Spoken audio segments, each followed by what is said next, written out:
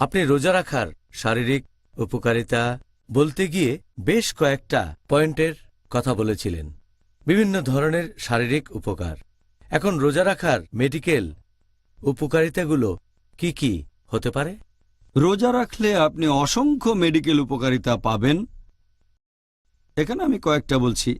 হৃদস্পন্দন নিয়মিত হয়, কিছুটা রিল্যাক্স পায়, হার্টের আর্টারির উপর প্রেশার অনেক কম পড়ে, আর শরীর থেকে কমে যাবে চর্বি, কোলেস্টেরল, পাশাপাশি বিভিন্ন অ্যাসিড। এতে লিভারের উপর প্রেশারটাও অনেক কম পড়ে।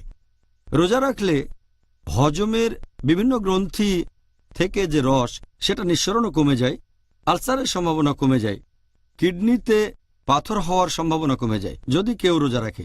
নন ইনসুলিন ডায়াবেটিসের ক্ষেত্রেও রোজা রাখলে উপকার পাবেন আপনারা। রোজা রেখে শরীরের ওজন কমাতে পারেন। রোজা সামগ্রিকভাবে আমাদের পুরো হজমের প্রক্রিয়াটাকে উন্নত করে, নার্ভাস সিস্টেমের উপকার হয়। রোজা রাখলে শরীরে টক্সিনের পরিমাণ কমে যায়, শরীরের রোগ প্রতিরোধ ক্ষমতা বেড়ে যায়। রোজা রাখলে তাড়াতাড়ি শরীর বুড়িয়ে যাবে না। রোজা রাখলে আমাদের আয়ু বেড়ে যেতে পারে।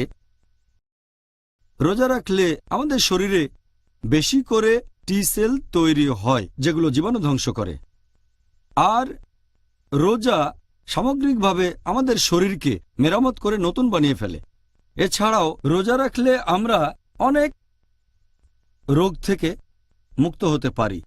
ধরেন কোনো লোক একটা বিশেষ রোগে ভুগছে, তখন রোজা থাকলে তার উপকার হবে। যেমন ধরেন বিভিন্ন ধরনের হৃদরোগ, অথবা উপকার পেতে পারেন অ্যাজমার ক্ষেত্রে, অথবা আর্থ্রাইটিস বা হজমে গণ্ডগোল, বিভিন্ন চর্মরোগের ক্ষেত্রেও উপকার পেতে পারেন। নন ইনসুলিন ডায়াবেটিসের ক্ষেত্রেও উপকার পাবেন আপনারা।